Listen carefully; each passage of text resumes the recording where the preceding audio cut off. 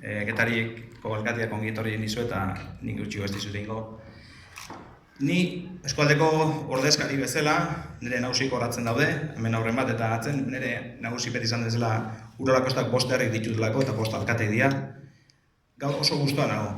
Oso gustoa nago, iruditzen zaitelako ekimen garrantzitsu bat martxan jartzea goazela.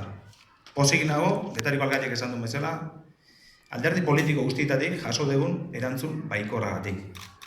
Eta alde hortatik iruditzen baita ere, herritarrei transmititu behar diogula ze garrantzitsua da gaurko egun hau. Gure ustez, fundazio honek 2022 bitarten zenbait gauz egin behar ditu eta gauzoik biden gehalditu behar den. Hemendik aneun urtea, norbaitek goatzen badek maitu, esateko, hoen da lehun urte egin zuten bidea, garrantzitsua izan zen, eta garrantzitsua ezikan zenbat aportatuzun gure gizartean da gure herritarrei, ez? Nikak esan du bizka fundazioan gora bera nundik noako izan den, baina nik uste argigarria da baita ere fundazioan izena. Eta hitz bat esan du nikak integratzailea. Hau martxan jartzeko bileretan hasi ginen garaian erakunde guztik, argi genekan guk elkano genuna baloren jarri bereko personajea. Askotan, hain baloratua izan ez den persona hori, guk euskaldunok bezala baloren jarri behar genula. Baina integratzaile izan behar genula. Elkanok ez du berak bakarrik munduari buelta eman. Eta hemen baditugu gaur ordezkari batzuk, euskaldun batzuk baita ere, elkanokin batea munduari buelta emateko aukera izan zutenak. Horregatik handa mundu bira 2 puntu elkano fundazioa. Integratzaile izan behar dulako, munduari behirako fundazio bat izan behar dulako. Bakoitzak, seguraski, herrialde bakoitzak Europa mailan baditu bere marinelak, bere personaak baloratu beharrekoak. Eta horiekin lan egin behar dugu, eta lan aitea tokatzen zaiu.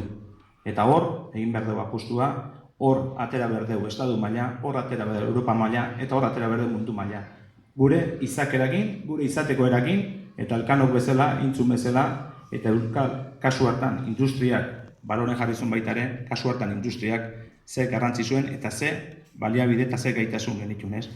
Eta ni Urola Kostako lehendakari bezala, guretzako eta Xabiarrek izan duen bezala, itxasora begira dauden eskualdeak gea. Denok begiratzen gaitu, barrukaldetik aia hongo batik, baina beti itxasoari begirako eskualde bagea. Eta gure motorra hori izan behar du baita ere, ez? Eta gure eskualden apustu importantia da itxaso begira lan egitea. Eta itxasoari alik eta itekin handina ateatzea. Industriari eta lehenengo sektorari ere bai. Eta hor, lanketa horri behar dugu eta guztet, irudi bezala eta lan egiteko modu bezala fundazioa ezinbesteko duela, ez? Nire aldetikan, 3 minutu eman dizkiate, uste 3 minutu barrun pasako naizela, eskerrak eman, eta nik uste lehenengo pausu eman deula, baina lanik zailenak gatzen zaiu.